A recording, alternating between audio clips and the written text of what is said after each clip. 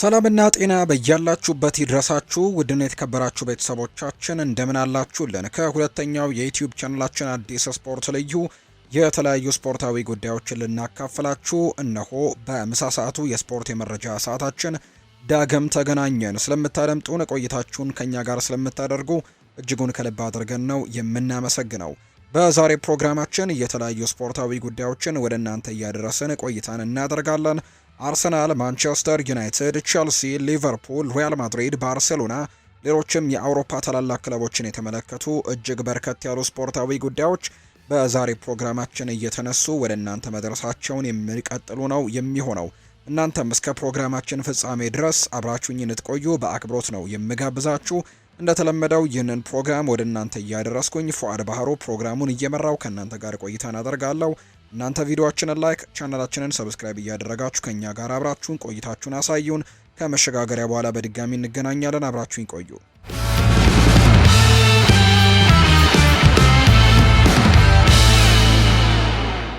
ሊቨርፑል እና ቶተንሃም የብሬንትፈርዱን ተከላካይ የሆነው ናታን ኮሊንስን ለማስፈረም ፍላጎት እንዳላቸው ይነገራል።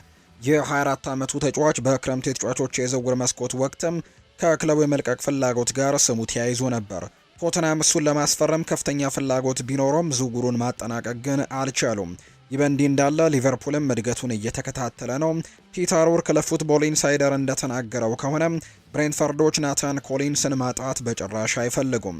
በክረምቱ የተጫዋቾች የዝውውር መስኮት ከቶትናም የተወሰነ ፍላጎት ነበር። ሊቨርፑልም የመሃል ተከላካይ እየፈለጉ ስለነበር ስሙ ተጠቅሷል።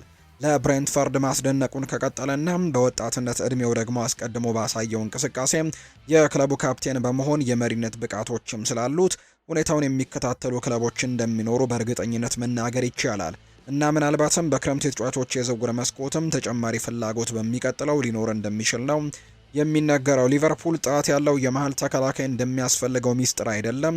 እናም ደግሞ ናታን ኮሊንስ ስለነሱ ጥሩ ተጨማሪ ይሆናል ተብሎ ነው የሚጠበቀው። ኢብራሂማ ኮናቴ በውድድር ዘመኑ መጨረሻ ላይ ነፃ ወኪል ይሆናል። እናም ከሊቨርፑል ጋር ኮንትራቱን እስካሁን አላደሰም። ጆ ጎሜዝም ከክለቡ ከመውጣት ጋር ስሙ ተያይዟል። ቆይታውም አጠራጣሪ ነው። ሊቨርፑል በአስቸኳይ ጥራት ያለው የመሃል ተከላካይ ለማስፈረምም መፈለግ ይኖርበታል፣ መንቀሳቀስም ይኖርበታል ተብሎ ነው የሚጠበቀው። ኮሊንስ በብሬንትፈርድ ራሱን አረጋግጧል። እናም ለትልቅ ክለብ የመጫወት ብቃትም አለው። ወደ ቶትንሃም ወይም ሊቨርፑል የመዘወር እድሉ ለእሱ አስደሳች ሊሆን ይችላል። በቶትንሃም ከቀድሞ አሰልጣኙ ጋር እንደገና የመገናኘት እድልን ያገኛል። በሌላ በኩል ሊቨርፑል በመደበኛነት ለዋንጫዎችም ለመታገል የሚያስችል መድረክም ሊሰጠው ይችላል። ሁለቱ ክለቦች በሚቀጥሉት ወራትም ፍላጎታቸውን በይፋዊ ጥያቄም ይከተል እንደሆነ መታየት ይኖርበታል። ብሬንትፈርድ እንደሱ ያለ ቁልፍ ተጫዋቻቸውን በጥር ወር ማጣት በጭራሽ አይፈልጉም። ማንኛውም ዝውውር እስከ ክረምት የዝውውር መስኮት ድረስም መጠበቅ ሊኖርባቸው ይችላል።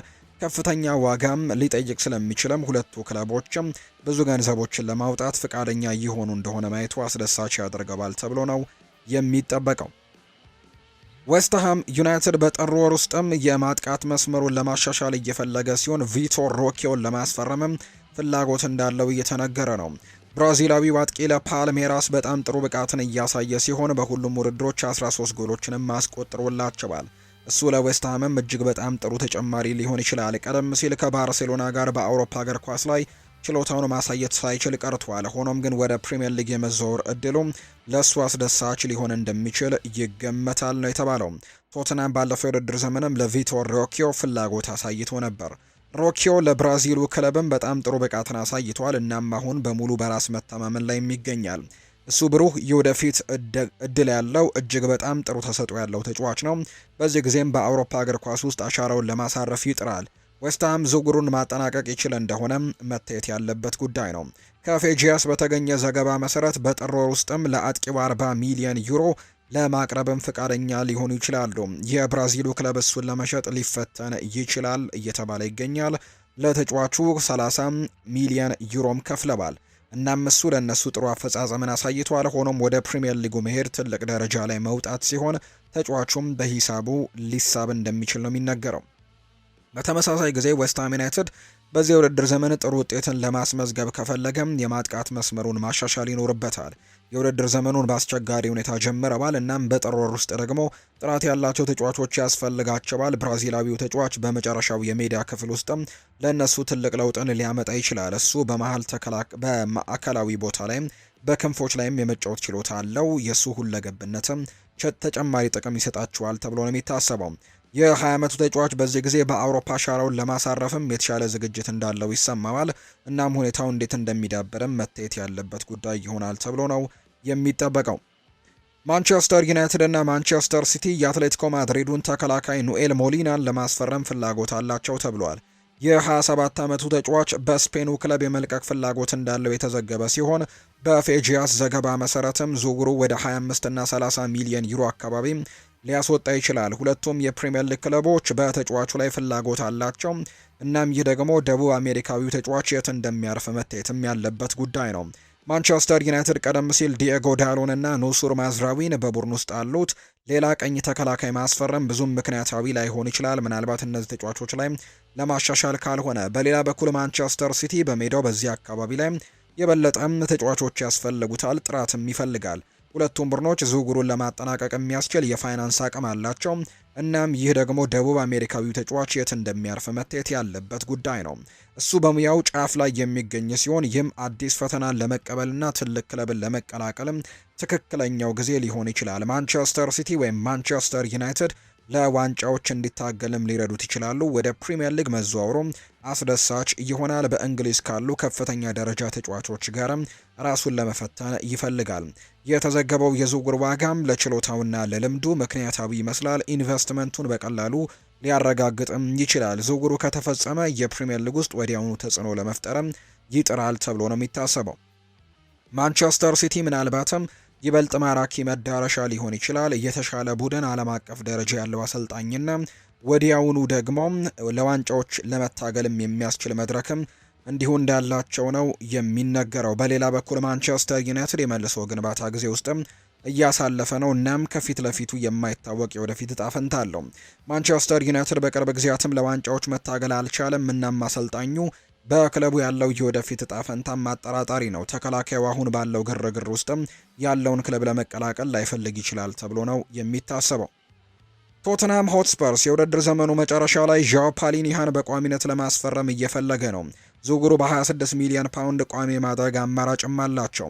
ቶተንሃም በተጫዋቹ ብቃትም እጅጉን ተደንቀዋል። እናም ለረጅም ጊዜ በክለቡ ለማቆየትም እየፈለጉ ነው ሲል ቤን ጃኮብስ ነው ይህንን መረጃ ያጋራው። የ30 ዓመቱ ተጫዋችም ወደ ቶተንሃም ከመጣ በኋላ እጅግ በጣም ጥሩ ብቃትን እያሳየ ሲሆን ለክለቡም ቁልፍ ተጫዋች ሆኖ ራሱን አሳይቷል። እሱም ደግሞ ለረጅም ጊዜ የወደፊት እጣ ፈንታውን መወሰንም ይፈልጋል። እናም በቋሚነት መቀላቀሉም ለሱም ምርጥ አማራጭ ይሆናል ተብሎ ነው የሚጠበቀው። የፖርቱጋላዊ ዓለም አቀፍ ተጫዋችም በቶተንሃም ደግሞ እንዲሁ እግር ኳሱንም እየተደሰተበት ነው። ባለፈው የውድድር ዘመን በባየር ሚኒክ መደበኛ የመሰለፍ ጊዜ ለማግኘትም ተቸግሮ ነበር። እናም ወደ ጀርመኑ ክለብ መመለስም አይፈልግም። የተዘገበው የዝውውር ዋጋም ለቶተንሃም ተመጣጣኝ በመሆኑ ዝውውሩን በፍጥነት ለማጠናቀቅም መሞከር ይኖርበታል። የ30 ዓመቱ ተጫዋችም በሙያው ጫፍ ላይ የሚገኝ ሲሆን በሚቀጥሉት የውድድር ዘመናት ለቶተንሃም ጠቃሚ እንግዲህ ተጫዋችም ሊሆን ይችላል። ቶተንሃም ዝውውሩን ለነሱም በተሳካ ሁኔታ በመፈጸምም በጣም ደስተኛ ይሆናል። ወዲያውኑ ተጽዕኖም ፈጥሯል። እናም የቀድሞውን የፉልሃም ኮከብ ዋንጫዎችን እንዲያሸንፉም ለመርዳት ይጥራል ተብሎ ነው የሚታሰበው። ቶተንሃም በመሃል ሜዳ ውስጥም የሱን ጠንካራ የአካል ብቃትና የተከላካይ ሽፋንንም ይፈልግ ነበር። ፖርቱጋላዊው ዓለም አቀፍ ተጫዋች በከፍተኛ ብቃት ማሳየቱን በመቀጠል በዚህ ውድድር ዘመንም ቡድኑን ለመርዳት ከፍተኛ ጥረት እያደረገ ነው። ቶተንሃም ባለፈው የውድድር ዘመን ዩሮፓ ሊግን አሸንፏል። እናም በዚህ ውድድር ዘመን ደግሞ ለዋንጫ ለመነሳሳትም ፍላጎት አላቸው። ዣኦ ፔሊኒሃም ለክለሞቻቸው ወሳኝ ይሆናል። ለነሱ ድንቅ ነበር። 26 ሚሊዮን ፓውንድ ኢንቨስትመንትም ትልቅ ትርፋማ ሊሆን ይችላል። ተጫዋቹን ማሳመን ለነሱ አስቸጋሪ አይሆንም። እናም ዝውውሩን በፍጥነት ለማጠናቀቅም መሞከር ይኖርባቸዋል ተብሎ ነው የሚታሰበው። የኒውካስል ዩናይትድ አሰልጣኝ ኤዲ ሃው ወደፊት ከኖቲንግሃም ፎረስት የአሁኑ ተጫዋች ኤሊዮት አንደርሰንን ማስፈረም እንደሚፈልጉ ነው እየተገለጸ የሚገኘው። የ22 ዓመቱ ተጫዋች በገንዘብ ነክ ምክንያቶች የተነሳ ኒውካስልን ለቆ የወጣ ቢሆንም ክለቡ ወደ ቡድናቸው ለመመለስ ከፍተኛ ፍላጎት አለው። የ22 ዓመቱ ተጫዋች ክለቡን ከለቀቀ በኋላ ድንቅ ብቃትን እያሳየ ሲሆን ኒውካስልም እንዲሄድ በመፍቀዱ ውሳኔያቸው መጸጸታቸው አይቀርም። ኤዲ ሃው ለዘ ቴሌግራፍ እንደተናገረው ተመልሶ ይመጣል አይመጣም አላውቅም፣ ነገር ግን በእርግጠኝነት ከኔ አንጻር ከሆነም እንዲመለስ እፈልጋለሁ ብሏል። እሱ በሌላ እግር ኳስ ክለብ ውስጥ መሆኑን በጣም አከብረዋለሁ። እናም በተለምዶ ስለ አንድ ተጫዋች በዚህ መንገድ ፈጽሞ አልናገርም፣ ስለዚህ ያንን አቋም አልለውጥም። ነገር ግን አዎ በጣም ያሳዝናል። ከአካዳሚው የመጣ ተጫዋች ለክለቡ ብዙ የሰጠ እናም ክለቡ ብዙ የሰጠው በእነዚህ ሁሉ ዓመታትም እዚህ ቆይቶና ሰዎች ያንን ተሰጥኦ ለማዳበር የሞከሩትም ጥረት እዚህ ጥቅም ላይ ሳይውል መቅረቱ በእርግጥም ሀፍረት ነው ሲልም ጭምር የተናገረው ኤዲ ሃው እኔ በወቅቱ ሽያጩ ትክክል አልነበረም። እኛ ደግሞ እንደ እግር ኳስ ክለብ ማድረግ የምንፈልገውን ውሳኔ እንድንወስን ለመገደዳችን ዛሬም ድረስ ትክክል አይመስለኝም። እናም እዚህ ደረጃውን ለማሳለፍና ለኒውካስል ለመጫወት ሁሉንም ነገር የሰጠ ተጫዋች በገንዘብ ነክ እገዳዎች ምክንያት ህልሙ አበቃ ብለዋል። ሂሳባቸውን ለማመጣጠን ሲሉ ለ35 ሚሊዮን ፓውንድ አካባቢ ሽጠውታል። ወደፊት ወደ ክለቡ ሊመልሱትም ይችሉ እንደሆነ መታየት ያለበት ጉዳይ ነው። ኤሊዮት አንደርሰን በፕሪሚየር ሊጉ ከፍተኛ ግምት የሚሰጠው ሲሆን ቀደም ሲልም በእንግሊዙ አሰልጣኝ ቶማስ ቱሄልም እጅግ በጣም ጥሩ ተጫዋች ተብሎም ተገልጾ ነበር። እሱ ለወደፊቱ ከፍተኛ ደረጃ ያለው ተጫዋች ለመሆን የሚያስፈልጉት ሁሉም አይነት ችሎታዎች ያሉት፣ እናም ኒውካስል የእሱን አገልግሎት ማግኘት ከቻለ ጥሩ ስራንም ይሰራል። ተጫዋቹ ከበርካታ ሌሎች ትልልቅ ቡድኖች ጋርም ተገናኝቷል። በመጨረሻም የት እንደሚያርፍ መታየትም ያለበት ጉዳይ ነው። በቅርቡ ወደ አንድ ትልቅ ክለብም ያመራል ብሎ መገመቱ ፍትሐዊ ነው። በከፍተኛ ደረጃ መወዳደር የሚችል መሆኑንም አሳይቷል። ኒውካስል ወደ ክለቡ ሊመልሰው ከቻለ ለነሱ በጣም ጥሩ ይሆናል። የ22 ዓመቱ ተጫዋች ወደ ልጅነት ክለቡ ለመመለስም ፍላጎት ሊኖረው ይችላል። ሁኔታው እንዴት እንደሚዳብርም መታየት ያለበት ጉዳይ ነው ተብሎ ነው የሚታሰበው። የሊቨርፑሉ አማካይ ፍሎሪያን ቨርትስ በዓለም እግር ኳስ ውስጥ ከሚገኙ ምርጥ ወጣት ባለተሰጥኦዎች አንዱ ተደርጎ ይታያል። በእንግሊዝ ውስጥ አስቸጋሪ ጅምር ቢያጋጥመውም እሱ ግን ብሩህ የወደፊት ተሰጥኦ ያለው ተጫዋች ነው። ወደፊት ወደ ሱፐርስታርነትም የሚያድግበት ልዩ ችሎታ አለው። የቀድሞ አሰልጣኞቹ ስለ እሱ የሚያነሱት ሀሳብና ህልሙ ምን እንደሆነም ለስካይ ስፖርት በሰጡት ቃለ ምልልስ ላይ እየተነገረ ይገኛል። የቀድሞ አሰልጣኙ ማርቲን ሄክ ልዩ ተሰጥኦ እንዳለውና ለወደፊትም ኮከብነት የተፈጠረ መሆኑን ያምናሉ። በሌላ በኩል ቀደም ሲል ያሰለጠኑት ማርከስ ዳውንም ደግሞ የጀርመናዊ ዓለም አቀፍ ተጫዋች ሁልጊዜም ባሎን ዶርን የማሸነፍ ህልም እንደነበረው ነው የሚገልጹት። የቀድሞ አሰልጣኙ ማርከስ ዳውን ለስካይ ስፖርት ሲናገሩ በአንድ ስብሰባ ላይም ስለ ባለሙያ ግቦቹ ጠይቄው ነበር። እናም ከቡድን ውስጥ ያሉትን ሁሉንም ሰዎች በዚህ ዓመት የጀርመን ሻምፒዮን አሸናፊ እሆናለሁ እናም በቋሚ 11 ውስጥ እገባለሁ አለም። ፍሎሪያን ግን ለወደፊቱ ባሎን ዶርን አሸንፋለሁ ነው የሚለው። ፍሎሪያን ቨርትስ ይህንን ሲመልስ ገና ወጣት ሳለው ይህንን በየቀኑ እል ነበር ብሏል። ዳውን አክሎም እሺ አልኩት፣ የራስህን መንገድ ሂድና ልታሳካው ትችላለህ አልኩት። አማካዩ ለወደፊቱ ይህንን ክብር የተሞላበት ሽልማት ማሸነፍ የማይችልበት ምንም ምክንያት የለም። የእሱን ችሎታ ሙሉ በሙሉ ለመጠቀም ብዙ ጊዜ ያለው እስካሁን በፕሪሚየር ሊግ ውስጥ ከፍተኛ ብቃቱን ባያገኝም በየአጋጣሚው ጥራቱን ግን አሳይቷል። በመጪዎቹ ሳምንታት ውስጥ መሻሻል ይችል እንደሆነ መታየትም ይኖርበታል ብሏል። በእንግሊዝ እግር ኳስ ውስጥም ጥሩ የማድረግና በዓለም ላይም ካሉ ምርጥ ተጫዋቾች አንዱ በመሆን ችሎታም እንዳለው ምንም ጥርጥር የለውም። ሊቨርፑል ለሱ ብዙ ገንዘቦችን ከፍሏል። እናም በእርግጠኝነትም ከሱ ጋር ችሎታውን ሙሉ በሙሉ እንዲጠቀም ተስፋ ያደርጋሉ ተብሎ ነው የሚጠበቀው። የኤቨርተኑ አሰልጣኝ ዴቪድ ሞይስ በዚህ ጥር ወር ላይ በአጥቂ ስፍራ ላይ የዝውውር አጋጣሚዎችን እንደሚፈልጉ ተዘግቧል። ይህም ወደ አርሰናል ወይም ቶተንሃም ሊያስኬዳቸው ይችላል ተብሏል። ኤቨርተኖች በአጥቂ መስመር ላይ ትንሽ የጎል ማስቆጠር ኃይል አጥሯቸው ይሆናል። የዝውውር ዜና ባለሙያው ዲን ጆንስ እንዳለው ከሆነ ጋብሪኤል ሄሱስን ወይ ደግሞ ሪቻርልሰን መታየት ያለባቸው ሁለት አማራጮቻቸው እንደሆኑ ነው የተነገረው። እነዚህ ተጫዋቾች በእርግጠኝነት ለመልቀቅ ይወስኑ እንደሆነ ግልጽ ባይሆንም ጆንስ ግን ለቲም ቶክ እንደተናገረው ጋብሪኤል ሄሱስ ሊገኝ የሚችል ሲሆን የሪቻርልሰን በስፐርስ ያለው የወደፊት እጣ ፈንታ ግን አጠራጣሪ ነው። ጋብሪኤል ሄሱስ በአርሰናል በቆየበት ጊዜም በጉዳት ሲሰቃይ ቆይቷል። እናም በክረምቱ የቪክተር ዮኬሬሽ መፈረም የቅድሚያ ተሰላፊነትን እድልም አሳንሶበታል። በሌላ በኩል ሪቻርልሰን በቶትንሃም ውስጥ የወረደና የወጣ ጊዜያቶችን ያሳለፈው ወጣ ገባ የሚሉ አቋሞችን ያሳለፈው እናም ቀደም ሲል እግር ኳስን በይበልጥ ወደ ተሳተፈበትም ወደ ቀድሞ ክለቡ ኤቨርተን ለመመለስ ፍላጎቶች ይኖራሉ። ዲን ጆንስ የኤቨርተን የአጥቂ መስመርን የማጠናከር እቅዶችን አስመልክቶ ሲናገር አሁንም የግቦች እጥረት ከገጠማቸው ሌላ አጥቂ ለማስፈረምም ዝግጁ ናቸው። ይህ ደግሞ በጥር ወር ላይ ይበልጥ ግልጽ ይሆናል ተብሎ ነው የሚታሰበው። የሚኖሩበት የገበያ እድሎችን ይጠብቃሉ። እናም ተስማሚ ከሆነ ተጫዋቾችን ለማስፈረም ያቅዳሉ። ለምሳሌ ጋብርኤል ሄሱስን እንውሰድ። ሊገኝ የሚችል ሲሆን በእርግጠኝነት ለቡድን የሚስማማ ከፍተኛ ደረጃ ያለው ጥራት አለው። ነገር ግን ምን ያክል ገንዘብ ያስፈልጋቸዋል? የ30 ሚሊዮን ፓውንድ የዝውውር ግምት ወሬም አለ። ነገር ግን የግል ደሞዝ ጥቅሉን ግምት ውስጥ በማስገባት አለብን። የደሞዝ ደረጃው በጣም አስፈላጊ ነው ብሏል። ሌላኛው ደግሞ ሪቻርልሰን ነው። ከኤቨርተን ጋር ያለው ትስስርም ሁልጊዜም አለ። ስፐርስም ሌላ አጥቂ ለማስፈረም ካሰበ የወደፊት እጣው እንደገና አጠራጣሪ የሆነ ነው። እነዚህን ሁኔታዎች ሊከፈት የሚችሉ የተጫዋቾች ምሳሌዎች አድርጌ እየተጠቀምኩ ነው ብለዋል ዲን ጆንስ። ነገር ግን እውነታው ዳቪድ ሞይስ የሚፈልገውን ነገር በተመለከተ በጣም ትክክለኛ ውሳኔን በቅርቡ እንደሚያሳልፍ እንጠብቃለን ሲልም ጭምር ነው የተናገረው። ተጨማሪ ስሞች ይነሳሉ። እናም በጥር ወር ደግሞ ሌላ ተጫዋች የሚያስፈርሙ ከሆነ እኔ እደነቃለሁ ሲልም ጭምር ነው የተናገረው። የማንቸስተር ዩናይትዱ የአጥቂ አማካይ ብሩኖ ፈርናንዴዝ የወደፊት እጣ ፈንታው የሳዑዲ ፕሮሊግ ክለቦች ለጥር ወር ዝውውርም እሱን ስለሚፈልጉ እንደገና አጠራጣሪ ሊሆን እንደሚችል እየተገለጸ ነው። ይህ የፖርቱጋል ብሔራዊ ቡድን ተጫዋች በማንቸስተር ዩናይትድ አስቸጋሪ ጊዜን እያሳለፈ ነው ዘንድሮ። እሱ በራሱ የቡድኑ ምርጥ ተጫዋች አንዱ መሆኑን በተደጋጋሚ ቢያሳይም ክለቡ ግን በአጠቃላይ እየተንገዳገደ ነው የሚገኘው። አሁን ግን ብሩኖ ፈርናንዴዝ ወደ ሳዑዲ አረቢያ ክለብ በመዘዋወር የሚያገኘው ገንዘብን ከእጥፍ በላይም ለማድረግ አጓጊ እድሎችን ሊያገኝ እንደሚችል ነው ማንቸስተር ኢቭኒንግ ኒውስ የተባለው የመረጃ ምንጭ እየገለጸ የሚገኘው። ሪፖርቱ እንደሚያመለክተው ብሩኖ ፈርናንዴዝ ወደ ሳዑዲ አረቢያ በመዘዋወር በአሁኑ ወቅት በኦልትራፎርድ ከሚያገኘው ከእጥፍ በላይም በሆነ ሳምንታዊ ደሞዝም 700,000 ፓውንድ አካባቢ የማግኘት እድልን ሊያገኝ ይችላል። ዩናይትድ ቀደም ሲል ከአል ሂላል የቀረበለትን ጥያቄ ውድቅ አድርጎ ነበር። ነገር ግን በጥር ወር ላይ በኮከብ ተጫዋቻቸው ላይ የሚነሳው ሌላ ፍላጎትን ማስቀረት ይችሉ ይሆን የሚጠበቅ ነው። በተወሰደ ደረጃ ለሩበን አሞሪም አሰራር የማይመጠን በእድሜ የገፋ ተጫዋች ላይ ማንቸስተር ዩናይትድ ገንዘብ ለማግኘትም ይፈተን እንደሆነ መገመቱ ተገቢ ነው። ምክንያቱም የቡድኑ ወሳኝ ተጫዋች እንደሆነ ይታወቃል። ነገር ግን እድሜዎቹ ደግሞ እየገፉ እንደሆነ ምንም ጥያቄ የለውም።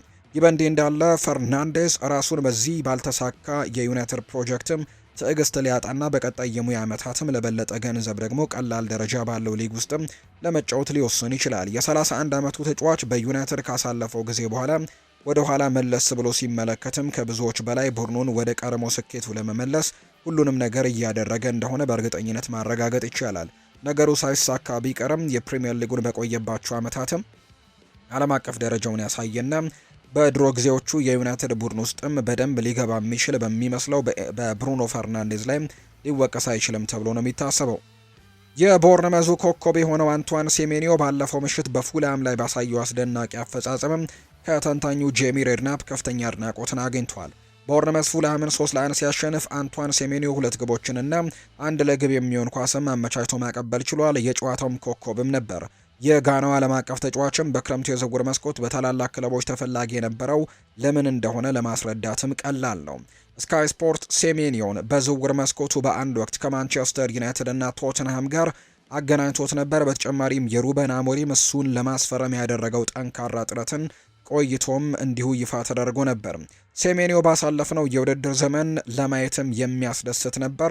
እናም በዚህ የውድድር ዘመን ደግሞ በጥሩ ሁኔታ ጀምሯል። የቀድሞ የቦርነመስ ተጫዋች ሬድናፕ ባለፈው ምሽት በተንታኝነት ስራው ላይ ስለ ተጫዋቹ ሲወያይ በችሎታው መደነቁን የተናገረው። ይህ በእውነትም ከፍተኛ አድናቆት ያለው ተጫዋች ነው። ነገር ግን ሴሜኒዮ በአሁኑ ጊዜ በፕሪሚየር ሊግ ውስጥ ካሉ ላቅ ያለ የአጥቂ ተጫዋቾች አንደኛው ስለሚመስል ሙሉ በሙሉ ይገባዋል። የ25 ዓመቱ ተጫዋች ብቃትም ቼሪዎቹን የውድድር ዘመኑን በጥሩ ሁኔታ እንዲጀምሩ ረድቷቸዋል። የአንዶኒ ኢራኦላ ቡድን በአሁኑ ጊዜ በ14 ነጥቦች የፕሪሚየር ሊጉን 3ኛ ደረጃ ላይ የተቀመጠ ቡድን አድርጎታል።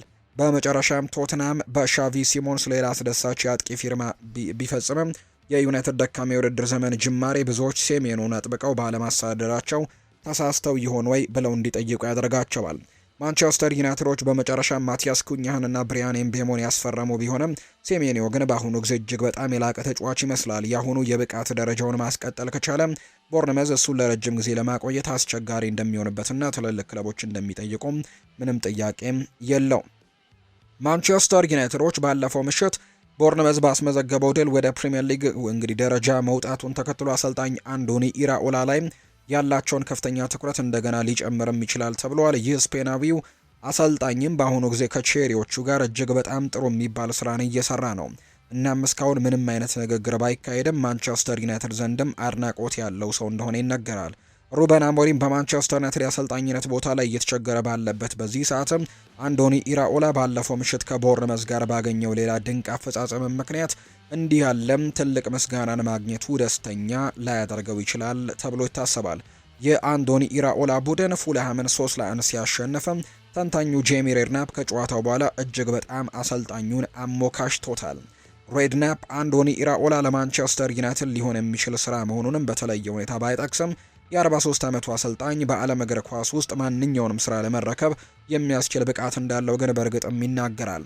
ጄሚ ሬድናፕ አንዶኒ ኢራኦላ አስደናቂ ሲል ያሞካሸው ሲሆን ባልደረባው ተንታኝ ስቲቭም ቀላል ሆኖ ውጤታማ የሆነ የጨዋታ ስልቱንም አድንቆለታል። በሩበን አሞሪም ስር ያለውን የውድድር ዘመን መጀመርም እጅግ በጣም ደካማ በመሆኑ ብዙ የዩናይትድ ደጋፊዎች የአሰልጣኝ ለውጥ ለማየትም ምናልባት ፍላጎቱ ካላቸው አንዶኒ ኢራኦላ አንደኛው አማራጭ እንደሚሆን ምንም ጥያቄ የሌለው ጉዳይ ይመስላል።